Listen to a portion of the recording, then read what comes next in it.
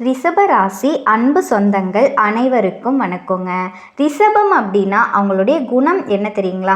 தனித்துவமான சிந்தனைக்கு சொந்தக்காரங்க. யாருக்கும் பயப்பட மாட்டாங்க. எதையோ எதிர்த்து நிற்கக்கூடிய துணிச்சல் படைச்சவங்க. அதாவது ராசி மண்டலத்தை பொறுத்த வரைக்கும் கால புருஷனுடைய உருவமாக நம்ம எடுத்துக்கிட்டோம் அப்படின்னா மேச ராசி கபாலம் அப்படிங்கிற மாதிரி ரிஷபராசி முகமாகும். சகல கலைகளுக்கும் அழகியலுக்கும் அதிபதியான சுக்கிரன் இவங்களுடைய ராசிக்கு அதிபதியாக வர்றதுனால முக அழகுக்கு முக்கியத்துவம் கொடுப்பாங்க. நல்ல வசீகர தோற்றத்தை கொண்டவங்க. புத்தக வாசிப்புனா இவங்களுக்கு ரொம்ப பிடிக்குங்க. அதே மாதிரி இவங்க எதிர்த்து போராடுறதுல கடினமானவங்க. இவங்களை யாராவது எதிர்க்கிறாங்க அப்படின்னா அவங்க தான் தோத்து போவாங்க. இவங்க எப்பவுமே சவாலாக இருக்கக்கூடியவங்க. ஆனால் இயல்பிலேயே பார்த்தோன்னா ரொம்ப சாதுவாக தெரிவாங்க. எல்லாத்துக்கும் மேலே ரிஷபம் அப்படிங்கிறவங்க உதாரண புருஷர்களாக திகழக்கூடியவங்க. செயல்பாடுகளுக்கு மற்றவங்களுக்கு ஒரு சிறந்த வழிகாட்டுதலாக இருக்கும். பொது காரியங்களில் இவங்க ஈடுபாடு அதிகமாக வச்சுருப்பாங்க. அதே மாதிரி எந்த ஒரு பொது விஷயத்துலையுமே 4 பேர் மாதிரி நானும் வந்தேன் நானும் போனேன் அப்படிங்கிற மாதிரியெல்லாம் இருக்க மாட்டாங்க. எல்லா வேலையுமே முன்னின்று செய்யக்கூடியவங்க. இவங்க பொது விஷயங்கள் இவ்வளவு முக்கியத்துவம் கொடுக்கறாங்க அப்படின்னா வீட்டு விஷயத்துக்கு சொந்த பந்தங்களுக்கு நல்லது கெட்டதுக்கெல்லாம் எப்படி இருப்பாங்க.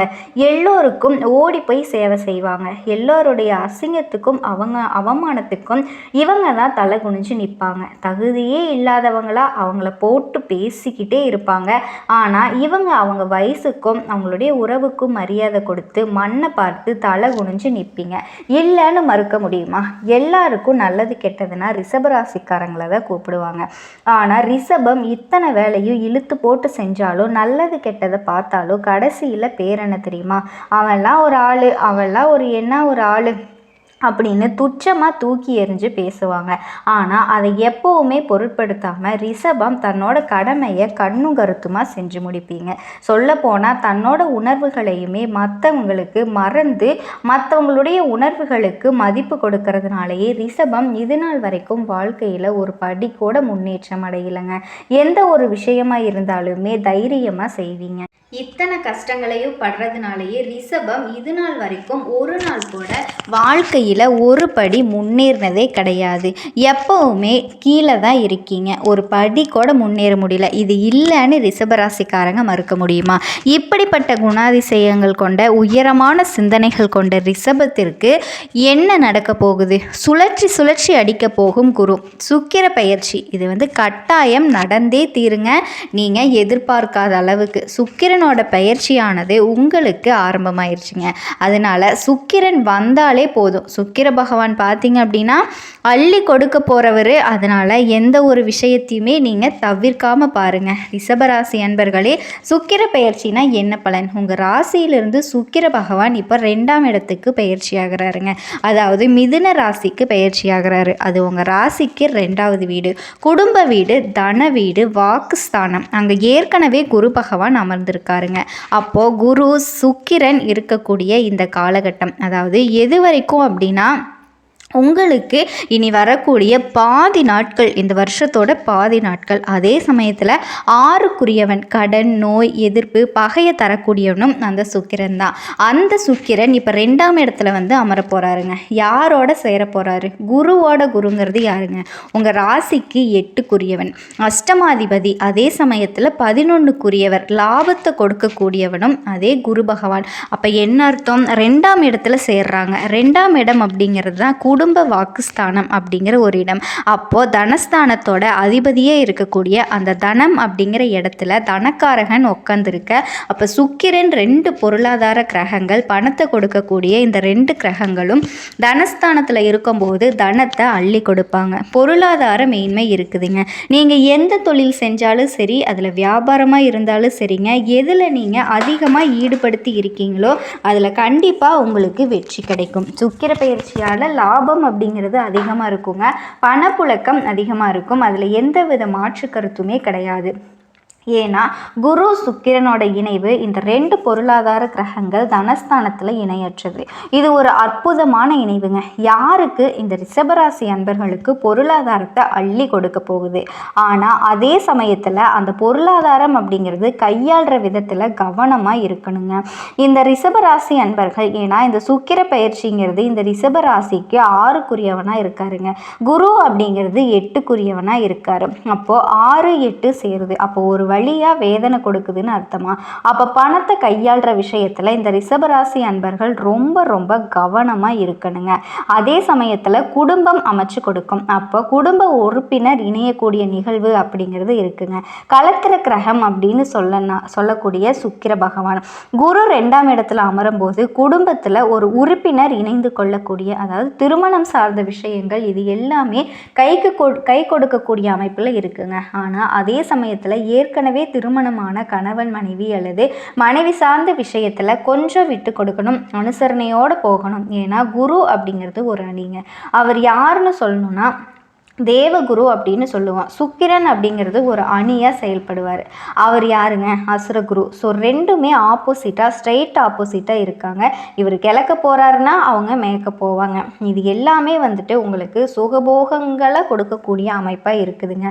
வண்டி வாகனம் வாங்கக்கூடிய அமைப்பு இது எல்லாமே வாங்கக்கூடிய யோகமாக இருக்குங்க. சொத்து வாங்கலாம், அதில் எந்த ஒரு தடையுமே இருக்காது. இருக்கிற வீட்டை மாற்றுறது இல்லை வீட்டை ஆல்ட்ரு பண்ணுறது, வீட்டை அழகு செய்கிறது, இது எல்லாமே சிறப்புங்க. ஏற்கனவே இந்த சுக்கிரன் ரிஷபராசி அன்பர்களை, கலைத்துறையில் இருக்கக்கூடிய இந்த ரிஷபராசி அன்பர்களுக்கு இந்த காலகட்டம் பொருளாதாரத்தில் சிறந்து விளங்கும். புதிய ஒப்பந்தங்கள் உங்களுக்கு கிடைக்கும். ஒரு சில ரிஷபராசி அன்பர்களுக்கு கலைத்துறையில் தேடி வரக்கூடிய வாய்ப்பு சந்தர்ப்பங்கள் உருவாகுங்க. அப்போ கலைத்துறைக்கு என்ட்ரி ஆகிறதுக்கான வாய்ப்புகளை உருவாகும். திடீர் அதிர்ஷ்டத்தை கொடுக்கும். திடீர் பணவரவு அப்படிங்கிறது ஏதாவது ஒரு ஷேர் மார்க்கெட் இந்த மாதிரி ஏதாவது ஒரு ரூபத்தில் திடீர் பணமழை கொட்டக்கூடிய அமைப்புங்க. பொருளாதார பிரச்சனையில் நீங்கள் எந்த தொழிலில் எந்த வியாபாரத்தில் இருக்கீங்களோ அதில் பணம் சம்பாதிக்கக்கூடிய வழிமுறைகளை உங்களுடைய முயற்சியால் உங்களுடைய பிளான்னால் எல்லாமே சூப்பராக நடக்குங்க. அதே சமயத்தில் குரு சுக்கிரன் இணைவு பெறும்போது கொஞ்சம் ஹெல்த் சார்ந்த விஷயங்களில் கவனமாக இருக்கணும்.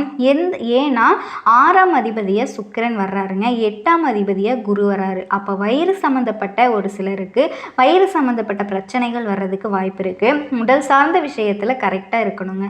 6ஆம் இடம் அப்படிங்கிறது உணவு குறிக்கும். உணவு சார்ந்த விஷயத்தையும் கரெக்டாக ஃபாலோ பண்ணணும். இந்த குரு சுக்கிரன் இணைவார் அப்படின்னா ஒரு சிலருக்கு சுகர் வர்றதுக்கான வாய்ப்பு இருக்குங்க. இல்லை ஏற்கனவே சுகர் இருக்கக்கூடிய ரிஷபராசி அன்பர்கள் அதை கட்டுப்பாட்டில் வச்சுக்கிறது ரொம்ப ரொம்ப அவசியம். சரிங்களா? இந்த குரு சுக்கிரன் பார்த்தீங்க அப்படின்னா உங்களுக்கு நல்லதையும் செய்வாங்க, கெட்டதையும் செய்வாங்க. அப்போது ராகுவோட நட்சத்திரத்தில் பயணம் பண்ணும்போது பிரம்மாண்டமான ஒரு தன்மையை உங்களுக்கு உருவாகும். அப்போ தான் உங்களுக்கு வீடு கட்டணும், பெருசாக வீடு கட்டணும். பிரம்மாண்டம்னா ராகுங்க, பிரம்மாண்டம்னா வீடு கட்டணும்னா இது சூப்பராக இருக்குங்க. சரிங்களா? அப்போ தான் இந்த பீரியடில் சுக்கிரன் ராகு கனெக்ட் ஆகும்போது உங்களுக்கு சினிமா துறை வாய்ப்புகள் வர்றதுக்கான தன்மைகள், புதிய ஒப்பந்தங்கள் வர்றதுக்கான தன்மைகள் இது எல்லாமே சந்தர்ப்பமாக கிடைக்கும். அதாவது நீங்கள் வெளி உலகத்திற்கு நீங்கள் தெரியக்கூடிய வாய்ப்புகள் உங்களுக்கு கிடைக்க போகுதுங்க. கண்டிப்பாக நீங்கள் எதிர்பார்த்த வாய்ப்புகள் இருக்கும். நல்ல தெய்வ வழிபாடு எனக்கு சொல்லுங்கள் அப்படின்னு கேட்குறவங்களுக்கு சொல்கிறேங்க. குரு சுக்கிரன் இணைவு இதனால் நீங்கள் என்ன பண்ணணும்னா ஸ்ரீரங்கத்துக்கு போய் ஒரு தடவை போயிட்டு வாங்க. அற்புதமான பலன்கள் கிடைக்கும். நினைத்த காரியங்கள் ஜெயமாகும். இந்த காலகட்டம் அப்படிங்கிறது ஞாபகத்தில் வச்சுக்கோங்க. குரு அப்படிங்கிறது யாருங்க? தட்சிணாமூர்த்தி. ஒரு நல்ல வழிபாடு எடுத்துக்கோங்க. குரு தட்சிணாமூர்த்திக்கு மஞ்சள் வஸ்திரம் சாற்றி மஞ்சள் நிற கொண்டை கடலையை நெய்வேத்தியமாக படைச்சு அவருக்கு அர்ச்சனை செஞ்சு அபிஷேகம் செஞ்சீங்க அப்படின்னா எல்லா விதத்துலேயும் மேன்மை. ஏன்னா மஞ்சள் அப்படிங்கிறது குருக்கு உகந்தது. அதனால் மஞ்சள் வஸ்திரம் சாப்பிட்டு சொல்கிறேங்க. ஓகேங்களா? உங்களை பொறுத்த வரைக்கும் இன்னொரு பரிகாரம் அப்படின்னு கேட்டிங்கன்னா விநாயக பெருமானுக்கு தீபம் ஏற்றி அர்ச்சனை செஞ்சீங்க அப்படின்னா செல்வம் சேரும், மனசில் மகிழ்ச்சி உண்டாகுங்க. சந்திராஷ்டமம் நாட்களில் கொஞ்சம் கவனமாக இருக்கிறது ரொம்ப ரொம்ப நல்லதுங்க. எந்த ஒரு விஷயத்தை செஞ்சீங்கனாலும் பொறுப்போடு செய்யுங்க. மற்றவங்க கிட்ட பேசும்போதும் வார்த்தைகளை விடும்போதும் கொஞ்சம் கவனம் தேவை. அதை மட்டும் பார்த்துக்கோங்க. ஏன்னா நம்ம பாட்டுக்கு ஏதாவது பேசி விட்ருவோம், ஆனால் அது கண்டிப்பாக தப்பான விஷயத்தில் முடிஞ்சிடும்.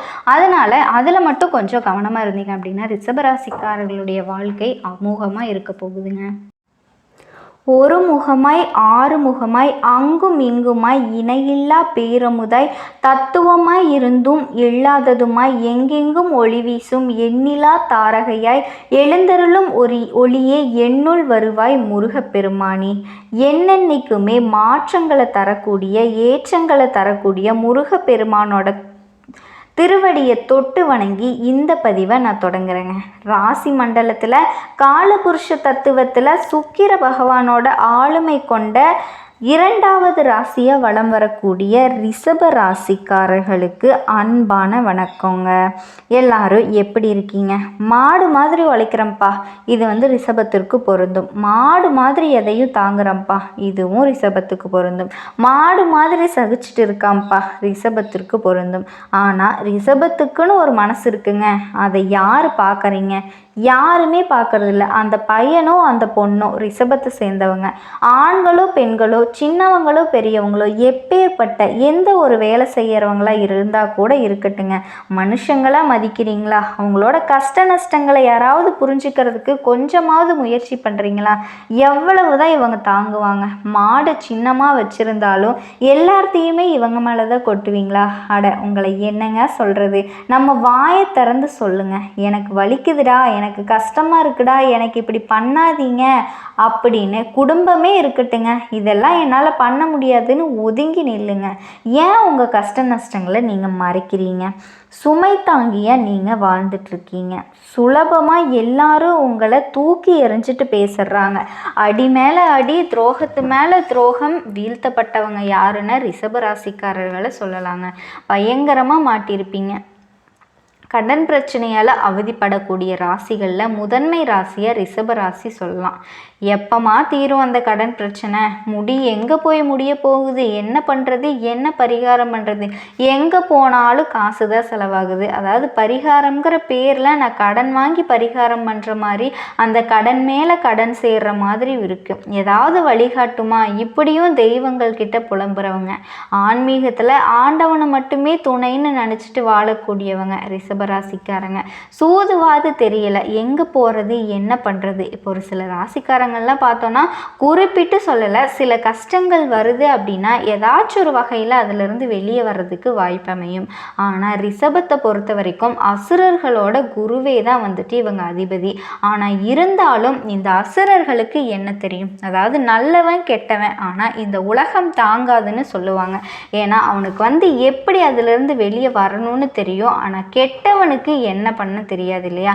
அந்த மாதிரி தாங்க இவங்க நல்லவங்க. அதிபதி சுக்கிரனாக இருக்கிறதுனால பெருசாக இவங்களுக்கு சிக்கல் வர்றப்போ அதிலிருந்து வெளியே வர்றதுக்கான வாய்ப்பு அமையறதில்ல, தெரியறதில்ல. ஸோ இதுக்கு ஏதாவது மாற்றம் வருமா? உண்மைதாங்க, வரும். சொந்த பந்தங்கள் ஒதுக்குறாங்க சரி, குடும்பத்தில் இருக்கிறவங்க ஒதுக்குறாங்க சரி, பெற்றவங்க ஒதுக்குறாங்க. என்னையா இது போகிற வரவெல்லாம் அட்வைஸ் பண்ணுற அளவுக்கு என்னோட வாழ்க்கை இப்படி ஆயிடுச்சே. நல்லா இருந்திருப்பீங்க ரிஷபராசிக்காரங்க. கடந்த சில மாதங்களாக ரொம்ப அடிமேல அடிங்கிற மாதிரி எந்திரிக்கவே முடியாத அளவுக்கு கஷ்டங்கள் சொந்த பந்தங்களால் புறக்கணிக்கப்பட்டு வாழ்க்கையே முடிச்சுக்கலாம் அப்படிங்கிற நிலையில கூட இருந்திருப்பீங்க. உண்மை, இது சத்தியமான வார்த்தைகள்ங்க. இந்த நிலையில் இருக்கக்கூடிய ரிஷபராசி ஆண்கள் பெண்கள் இந்த பதிவு கட்டாயம் இருண்டு போன வாழ்க்கைக்கு வெளிச்சத்தை தரக்கூடிய பதிவாக இருக்கும்னு நம்புங்க. அதுக்கு முன்னாடி நீங்கள் சொல்ல வேண்டிய மந்திர சொல். விஷயத்தை சொல்லுனா ஏதோ சாமி கும்பிட சொல்கிறேன், என்ன விஷயம் அப்படின்னா உங்களுடைய மனசு பார்த்தாக்கா எதிர்மறை ஆற்றலால் நிரம்பி இருக்குங்க. எதுவுமே நமக்கு நல்லது நடக்காது அப்படிங்கிற ஒரு எண்ணத்தில் இருக்கீங்க. நீங்கள் ஃபஸ்ட்டு அதிலிருந்து வெளிக்கொண்டுட்டு வாங்க. இதுதான் ஓம் நம சிவாய.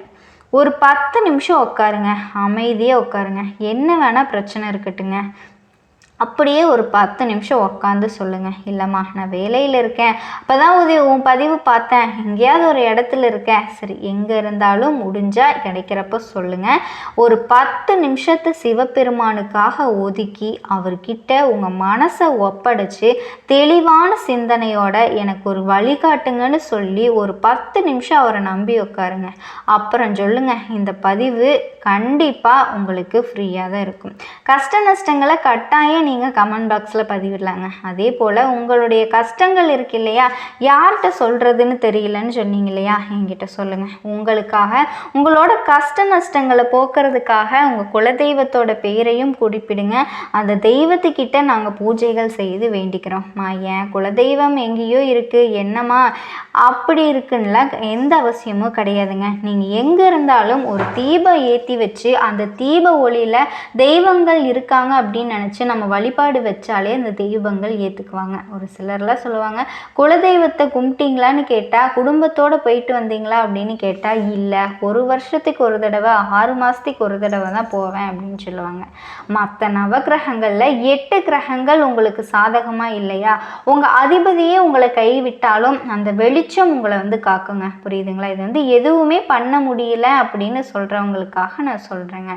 இப்போது ரிஷப ராசிக்காரங்க ரொம்ப பிடிச்சமான இடம்னு பார்த்தா குடும்ப சூழல், பெற்றோரோட அரவணைப்பில் இருக்கணும்னு நினைப்பீங்க. அதே மாதிரி நீங்கள் நில ராசி, எந்த ஒரு முடிவை எடுத்தாலுமே திடமாக முடிவெடுக்கக்கூடியவங்க. குடும்பம், வேலை செய்யக்கூடிய இடங்களில் அனுசரித்து நடந்துக்கணும்னு நினைப்பீங்க. அதே மாதிரி ஏதாச்சும் எதிர்ப்புகள் வந்தால் அதை ஈஸியாக சமாளிக்கக்கூடிய நிலையில தான் நீங்கள் வாழ்வீங்க. நிலையான சிந்தனை செயல்பாடு கொண்டவங்க, பார்க்க ரொம்ப அழகாக இருப்பீங்க இல்லையா. இப்போது இந்த 12 ராசியிலேயே ஒவ்வொரு ராசிக்கும் ஒவ்வொரு குணம் இருக்கும். அதாவது ஆனா பெண்ணாங்கிற மாதிரி ரிஷபராசியை பொறுத்த பெண் ராசி, இந்த ராசியை சேர்ந்தவங்க எந்த வேலையை செஞ்சாலும் முழு அர்ப்பணிப்போட செய்யக்கூடியவங்க. அதே மாதிரி விஸ்வாசத்துக்கு பேர் போனவங்க, அடிக்கடி வேலையை மாத்திர பேச்சுக்கு இடமே இல்லை.